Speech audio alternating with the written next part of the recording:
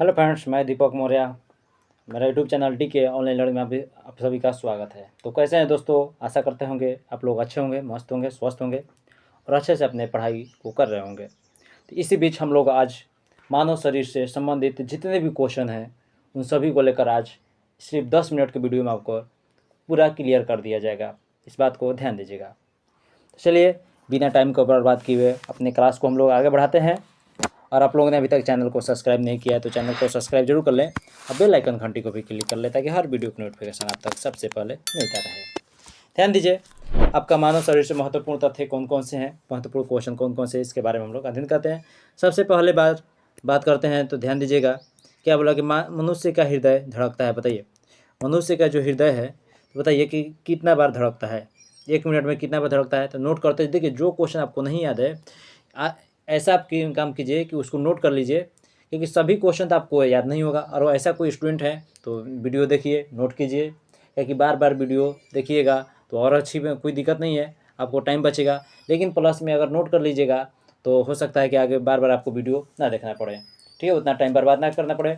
तो इससे अच्छा है कि जो क्वेश्चन आपको नहीं याद होगा उसको नोट कर लीजिए आगे भविष्य में, ताकि शॉर्ट नोट्स आपको बनाइए कि ठीक है। देखिए, मनुष्य का हृदय कितने बार धड़कता है तो याद रखिए 72 बार पर मिनट धड़कता है। कितने बार? तो 72 बार पर मिनट धड़कता है। याद रखिए 72 बार पर मिनट धड़कता है। उसके बाद मानव खोपड़ी में हड्डियों की संख्या कितने हैं तो याद रखिएगा 8 होता है। मानव शरीर में, मानव खोपड़ी में, शरीर में नहीं, सिर्फ खोपड़ी में याद रखिएगा, मानव खोपड़ी में हड्डियों की संख्या कितना होता है तो 8 होता है।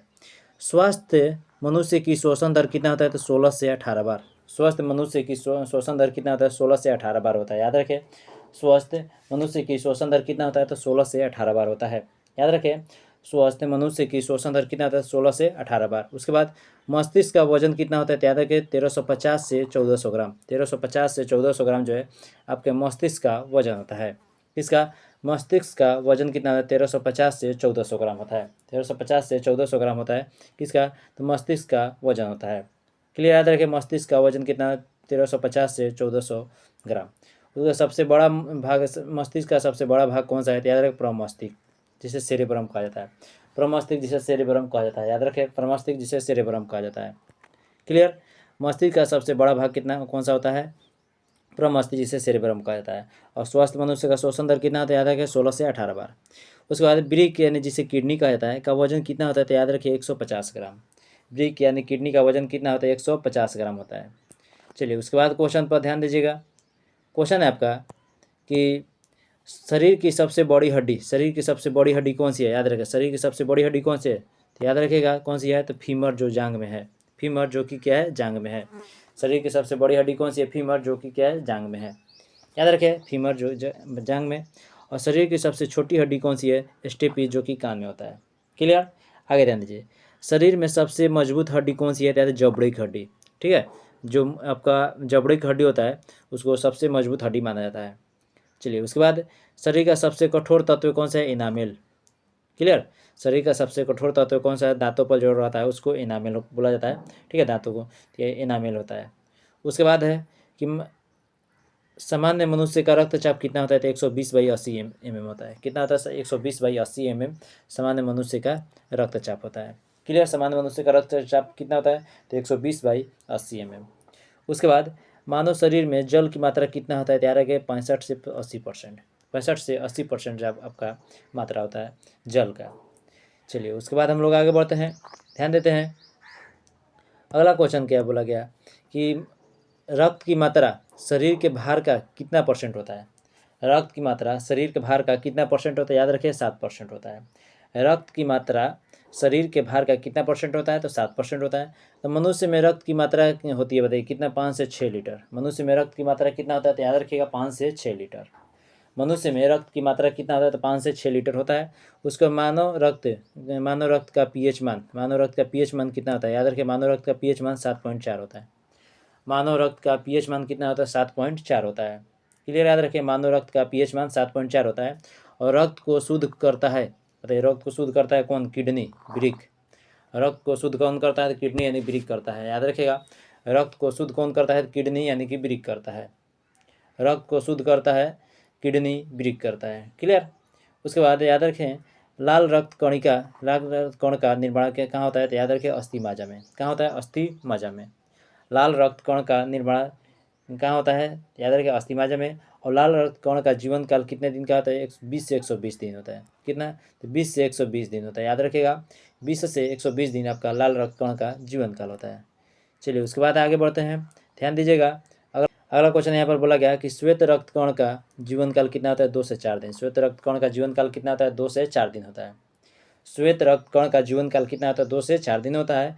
और श्वेत रक्त कण को क्या कहा जाता है, ल्यूकोसाइट कहता है। श्वेत रक्त कण को क्या कहा जाता है, तो ल्यूकोसाइट कहा जाता है। इस बात को ध्यान देते हैं हम लोग, ल्यूकोसाइट कहा जाता है। श्वेत रक्त कण को क्या कहा जाता है, तो ल्यूकोसाइट कहा जाता है। क्लियर, श्वेत रक्त कण को क्या कहता है, ल्यूकोसाइट कहा जाता है।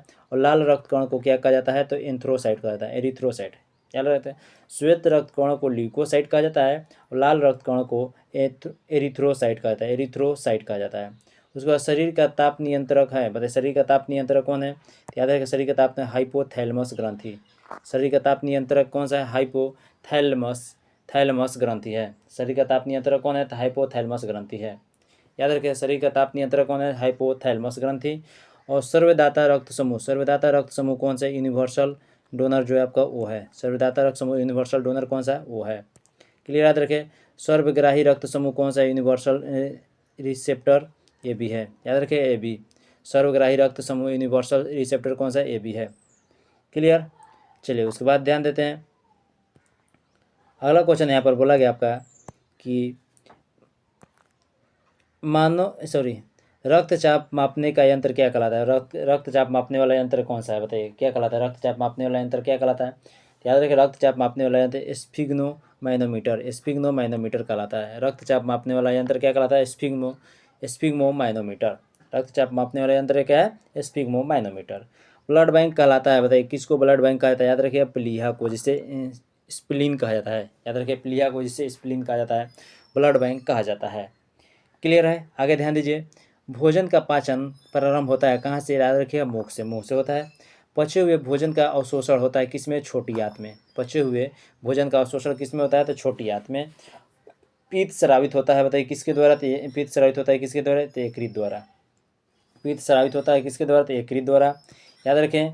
और विटामिन ए संचित रहता है किसमें, यकृत में। विटामिन ए संचित रहता है किसमें, तो यकृत में। याद रखिएगा विटामिन ए जो है संचित रहता है किसमें, तो यकृत में। चलिए उसके बाद क्वेश्चन है आपका, ध्यान दीजिएगा यकृत में। अगला क्वेश्चन इसमें क्या बोला गया, तो शरीर की सबसे बड़ी ग्रंथि कौन सी है, तो यकृत, जिसे लीवर कहा जाता है। यकृत यानी किसे, लीवर कहा जाता है। ठीक, क्लियर। शरीर की सबसे बड़ी ग्रंथि कौन सा, यकृत, जिसे लीवर कहा जाता है। शरीर की सबसे बड़ी ग्रंथि कौन सा, यकृत है, जो लीवर कहा जाता है, जिसे क्या कहा जाता है, लीवर कहा जाता है। उसके बाद क्वेश्चन पर ध्यान दीजिएगा। क्वेश्चन क्या बोला गया कि सबसे छोटी ग्रंथि कौन सी है, जिसे छोटी ग्रंथि जिसे मास्टर ग्रंथि भी कहा जाता है। याद रखिए मास्टर ग्रंथि भी, सबसे छोटी ग्रंथि को मास्टर ग्रंथि भी कहा जाता है। कौन सी है, तो याद रखिए पिट्यूटरी ग्रंथि। ठीक है, अब सबसे बड़ी ग्रंथि कौन सी है, यकृत, जिसे लीवर कहा जाता है। उसके बाद मनुष्य में पसलियाँ पाई जाती है, बताइए कितना जोड़ी।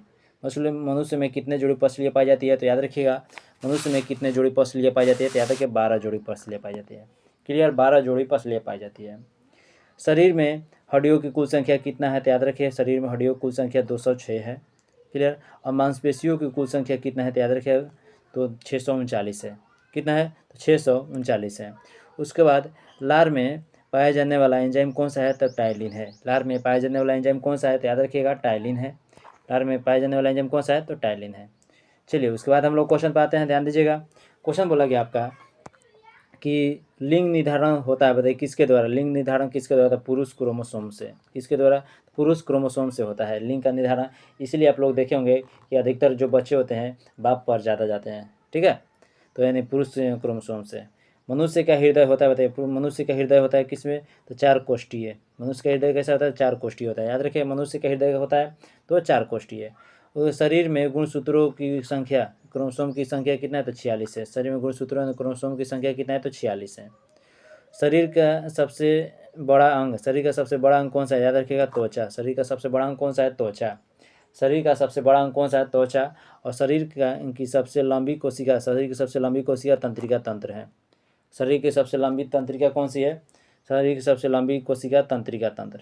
शरीर की सबसे लंबी कोशिका तंत्रिका तंत्र है। उसके शरीर में अमीनो अम्ल की संख्या कितना है तो याद रखिए 20 है। अमीनो अम्ल की संख्या कितना 20 है। शरीर में अमीनो अम्ल की संख्या 20 है।